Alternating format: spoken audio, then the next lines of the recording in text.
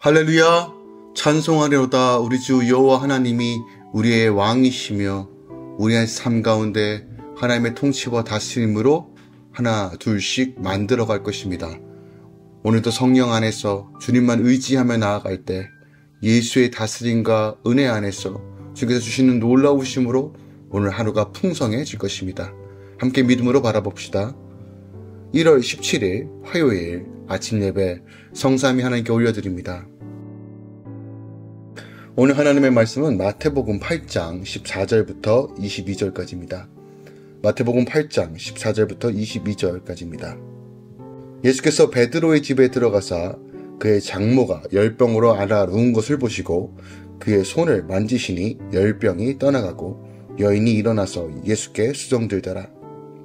저물매 사람들이 귀신 들린 자를 많이 데리고 예수께 오거늘 예수께서 말씀으로 귀신들을 쫓아내시고 병든 자들을 다 고치시니 이는 선지자 이사야를 통해서 하신 말씀에 우리의 연약한 것을 친히 담당하시고 병을 짊어지셨도다 함을 이루려 하심이더라. 예수께서 무리가 자기를 애워싸는 것을 보시고 건너편으로 가시기를 명하시니라. 한 서기관이 나와 예수께 아뢰되 선생님이 어디로 가시든지 저는 따르리이다. 예수께서 이르시되 여우도 굴이 있고 공중의 새도 거처가 있으되 인자는 머리 둘 곳이 없다 하시더라. 제자 중에 또 한 사람이 이르되 주여 내가 먼저 가서 내 아버지를 장사하게 허락하옵소서. 예수께서 이르시되 죽은 자들이 그들의 죽은 자들을 장사하게 하고 너는 나를 따르라 하시니라. 아멘. 하나님의 말씀입니다. 오늘 본문에서는 예수님께서 열병으로 누워있는 베드로의 장모를 치유하시는 장면이 나옵니다. 또한 귀신 들린 자를 고치시는 장면도 나옵니다. 한 서기관이 예수님께 나아가 주님을 따르겠다라고 말하자 예수님께서는 인자는 머리 둘 곳이 없다라고 말씀하시죠. 그리고 부친을 장사하고자 하는 제자에게는 죽은 자들이 장사하게 하고 너는 나를 따르라 말씀하십니다. 이 말씀의 본질적 의미가 무엇일까요?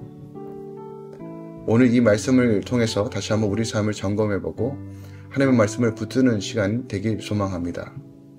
오늘 본문에 살펴보면 특별하게 예수님을 따라가는 삶이 무엇인지 우리에게 분명하게 가르쳐주고 있습니다. 두 종류의 사람이 언급됩니다. 한 사람은 서기관으로 그는 예수님의 권능을 목격하고 예수가 어디로 가든지 쫓겠다고 고백하고 있어요. 당시 예수님을 박해했던 대표적인 무리들 가운데 한 무리가 바로 서기관들이었어요. 이런 것들을 좀 생각해보면 이 서기관의 이와 같은 고백은 참으로 놀라운 거라고 할 수 있죠. 그러나 그는 예수의 제자가 되기 위해서 감수해야 할 자기 부정이나 희생, 고난에 대해서는 전혀 생각하지 않았다는 것을 우리가 좀 유추해 볼 수 있어요. 다만 그는 예수님께서 행하신 그 놀라우심, 그 권능을 보고 예수를 쫓는 길이 바로 자신이 성공하는 길이라고 생각했을 겁니다. 때문에 예수께서는 그에게 긍정도 부정도 하지 않으신 채 예수를 따른 삶에 자에게 임하는 고난에 대해서만 말씀하신 거예요. 또 한 사람, 제자 중에 한 사람으로는 그를 주를 따르기 전에 자기 부친을 장사하도록 해줄 것을 요청하는 자가 등장합니다. 네, 그의 이러한 요청은 어떻게 보면 자식으로서 매우 분명한 그리고 마땅히 행해야 될 것을 요청하는 매우 합리적인 것으로 보여요. 자식이 부모의 장례에 참여하는 것은 너무나 당연한 일이죠. 그러나 이러한 요청 이면에는 할 수만 있으면 예수를 따름으로써 겪게 될 고난을 회피해보고자 하는 의도가 담겨져 있다라고 우리가 좀 생각해 봐야 될 것 같아요. 이러한 사실, 그의 내면을 잘 알고 있었던 예수님께서 이렇게 말씀하시는 거예요. 죽은 자들로 저희 죽은 자를 장사하게 하고 너는 나를 쫓으라, 따르라 라고 강권적으로 말씀하시는 그 이유를 우리가 이 문맥과 그 사정을 통해서 다시 한번 우리가 이해해야 된다는 거죠.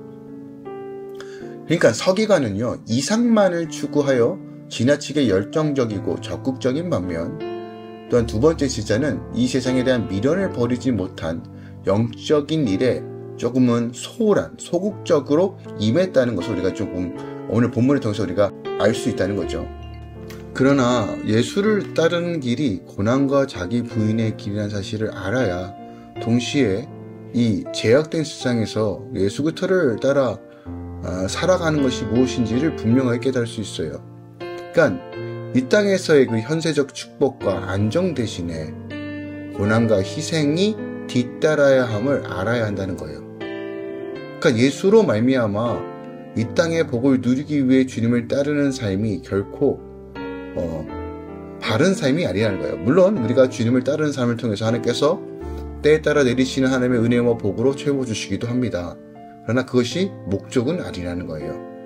예수를 따르는 삶은 그 어떤 것을 지불해서라도, 대가를 지불해서라도 그 뒤를 따르는 것, 때로는 그것이 고난과 희생이 오더라도 최고의 가치와 생명이기 때문에 결단하고 나아가는 것입니다.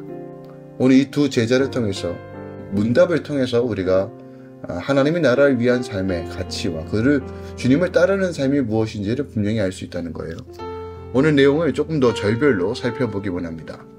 먼저 오늘 본문은 베드로의 장모의 치유부터 기록되어 있습니다.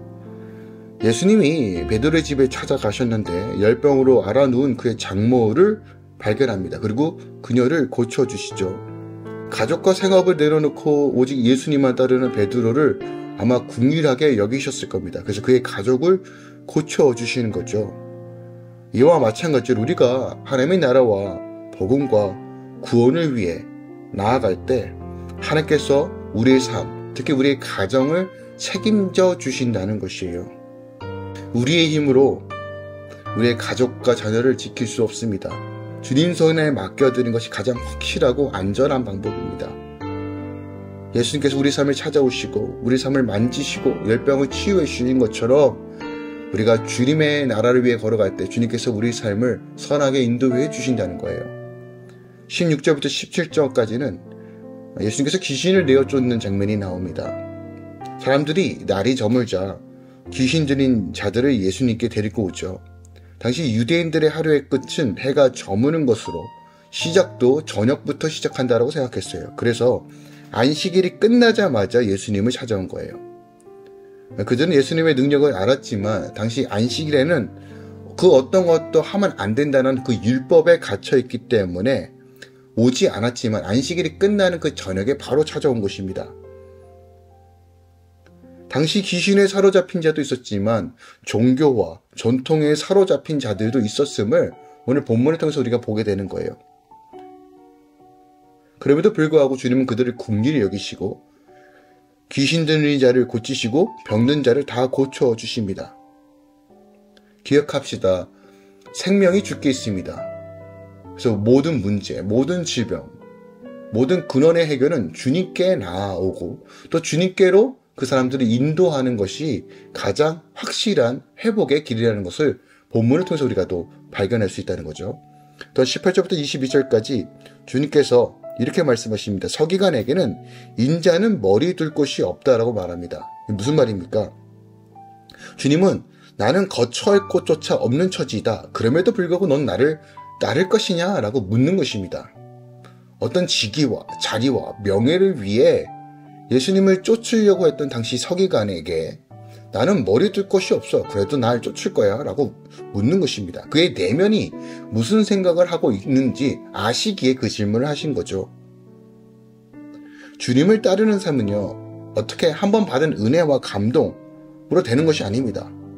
늘 날마다 대가를 지불해서도 주님을 바라보는 것이 바로 주님을 따르는 삶입니다. 또한 부친의 장래 후 따르겠다라고 하는 이 제자를 향해 죽은 자들이 장사하게 하고 넌 나를 따르라고 말합니다. 이 말은요, 가족에 대한 의무를 저버리라는 말이 아니라 죽음을 애도하는 일보다 먼저 복음을 증거하고 구원을 선포하는 것, 주님의 그 사명을 감당하는 것이 더 급하고 중요한 이름을 우리에게 가르쳐주고 있는 거예요. 자, 본질적으로 예수를 따르는 삶이 무엇인지를 우리에게 너무 가르쳐주고 있어요. 제자가 되기 위해서는요, 우리가 어떠한 것이라도 대가를 지불할 수 있는 그런 믿음과 결단이 필요합니다. 예수를 따르는 삶은 반드시 대가가 치러져야 한다는 것을 우리가 기억하기 원해요. 20절에 주님께서 여우도 굴이 있고 공중에 새도 거처가 있는데 오직 인자는 머리 둘 곳이 없다라고 하는 이 말. 주님께서 기억하기 원합니다. 우리가 예수를 믿는 본질적인 이유는 그 생명을 우리에게 주셨기 때문입니다. 그 은혜가 감격스럽기 때문이지 우리가 무엇을 세속적으로 얻기 위해서가 아니라는 거예요. 이게 주객이 전도되고 반대로 되면 안 된다는 겁니다. 기억합시다. 하나님의 나라와 의를 위해 걸어가는 삶은 때로는 우리의 모든 것들을 지불해서라도 취해야 할 절대적 진리고 생명입니다. 그런데 주님께서 허락해 주신 이 십자가를 지고 갈 때 우리는 참된 제자의 삶을 살 수 있는 것입니다. 삶을 한번 적용해 봅시다. 오늘 여러분의 삶 가운데, 가정 가운데, 직장, 사업터, 영역 가운데 주님의 십자가를 지는 것이 무엇입니까? 내 선풍과 내 기질을 줄이고 성령의 음성을 따라가는 것이 십자가를 지는 것입니다. 말씀에 순종하고 타협하지 않는 것이 주님을 따르는 삶입니다. 때로는 이것이 물질적인 어려움, 현실적인 어려움이 찾아오더라도 결단하고 분명하게 살아가는 것, 이것이 바로 대가를 지불하는 것입니다. 이럴 때 하나님의 나라가 세워져 가는 것입니다. 기억합시다.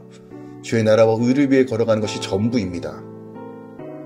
그곳에 생명이 있습니다. 오늘도 주님 따라가는 삶 선택하시길 예수 그리스도로 축원드리고 부탁드립니다. 기도하겠습니다. 사랑하는 주님 감사드립니다. 하나님의 나라와 의가 우리 안에 있고 그 생명과 부르심이 우리 안에 있음을 기억합니다. 그 어떤 것보다 하나님의 나라를 위해 걸어가는 것, 복음을 증거하는 삶, 내 삶 가운데 주의 영광을 드러내는 삶보다 귀한 것은 없습니다. 하나님을 가까이 함으로 그 명령과 그 순종과 그 은혜와 감격과 능력으로 풀어내는 삶 살길 소망합니다. 우리 안에 타협하지 않는 믿음을 주시옵소서. 흔들리지 않는 믿음을 주시옵소서. 성령 하나님 우리의 눈과 귀와 생각을 열어주시옵소서. 하나님의 복된 곳을 채워주시고 주님께서 주신 감동과 그 능력으로 예수를 드러내는 삶으로 인도하여 주시옵소서.